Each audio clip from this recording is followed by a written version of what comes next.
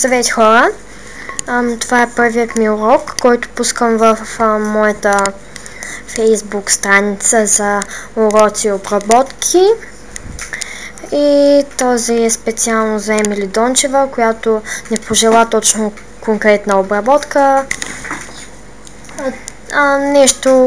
Нещо просто фотоскейп, хубава фотоскейп обработка.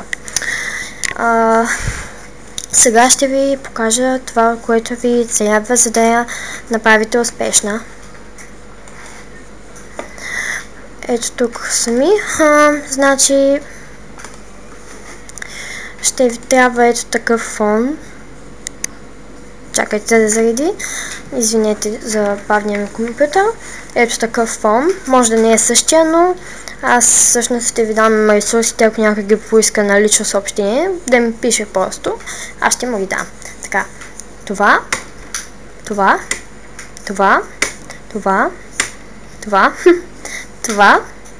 и ето такъв ще е резултатът. Крайният резултат. И това също. И да, ето това ще бъде крайният резултат на вашата обработка, ако я направите успешно. Не казвам, че моята е нещо много хубаво, не ми харесва особено, но все пак мисля, че е добро. Така. Излизаме от тук и влизаме в Photoscape. Следвайте ме, аз ще спра да говоря за малко, да не ви дразня.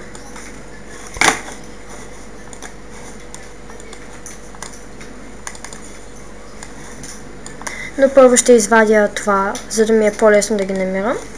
Ето така.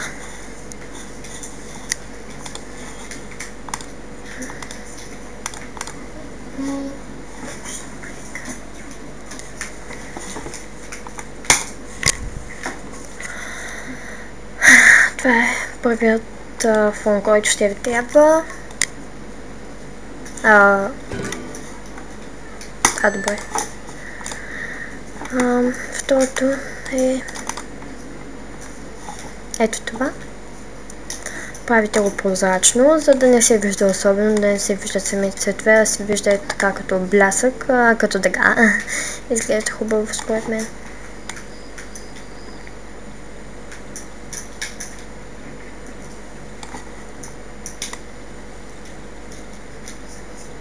Слагате го по този начин.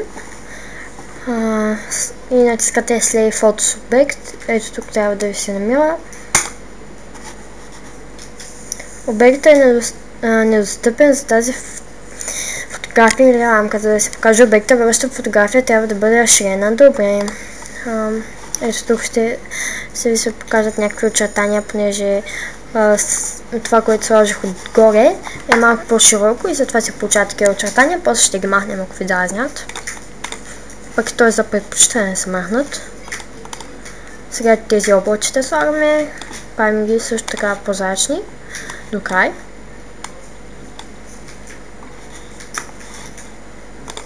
Малко ще намаля размера, за да ми е по-лесно.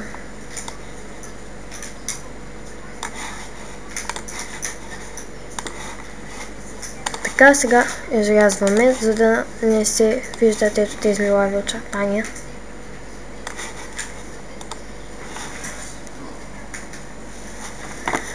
Така, след това слагате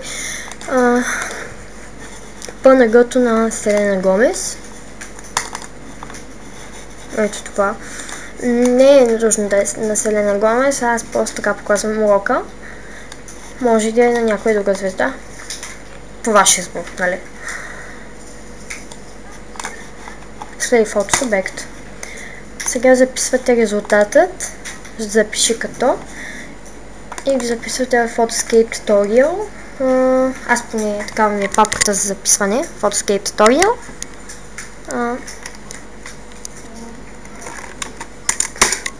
Не ми се мисля някакво сложно име.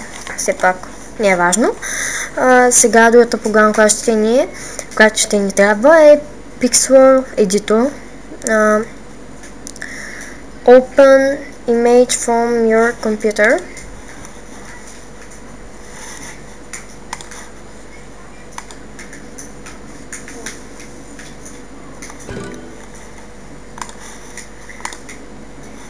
и избирате това, което е станало за сега. Нали? Хайде. Извинете. След това добавяйте бръша, т.е. това е бръш. Ето това тук. Чакайте, ще ви покажа на по-голям екран. Ето това е бръш. Обаче вие трябва да сте го направили предварително този бръш. И аз ще покажа в друг урок как точно да направите, как точно да извадите бръша и да се го поставите в това меню с бръшовете. Така.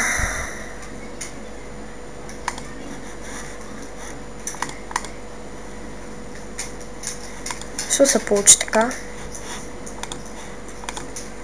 Трябваше да намаля малко. Така.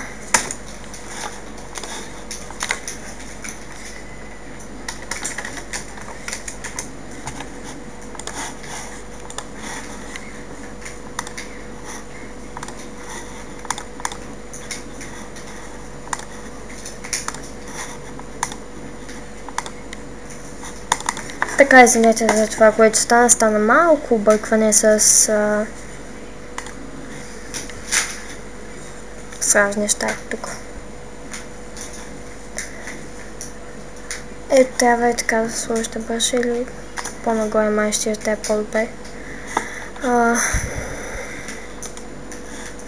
Правя хиляди грешки днес.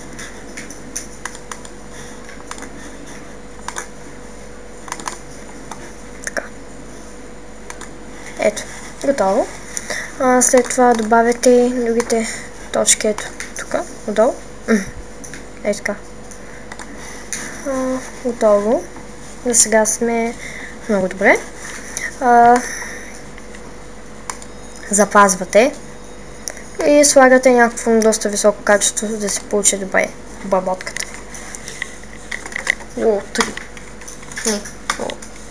Да. След това влизате в Pixel Express. Другия сайт, който ще ни трябва, за да довършим обработката. Pixel Express, чрез този сайт ние ще добавим ефектите, но защото моят фотоскейп е малко по-стара версия, аз тук нямам ефект кинофилм и не мога да добавя хубави ефекти, затова ще използвам ефектите от тук. Между другото, вие можете да не използвате Pixel Express, можете направо да си го изберете от направо да си изберете ефектите от самия фотоскейп. Така. Готови сме тук. Запазвате. Високо качество. Така. Не знам защо и кащавам така, просто ми се... не искам да си мисля. Не мисля с някое по-сложно име. Пак се връщате в Pixel Editor и слагате това изображение с ефектите вече. И вече си добавите и текстът. Ето така.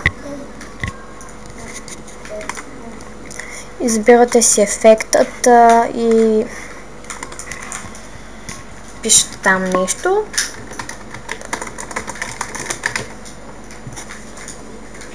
Нещо, когато се изберете, нали? Аз няма определено заглавие, което не пишете тук, вие можете да спишете каквото си искате. Окей, и запазвате го, пак високо качество.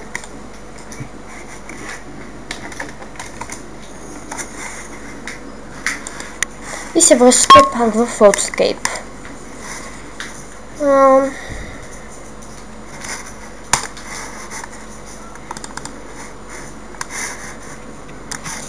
И се връщате пак в Photoscape.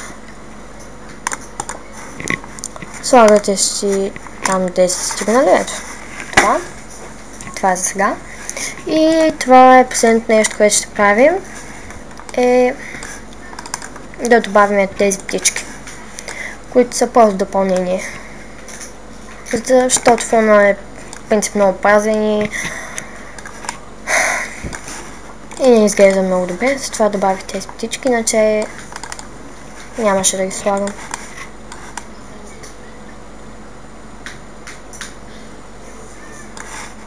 След фотосубект и тук, където не ми е стигнало място, аз се изрязвам.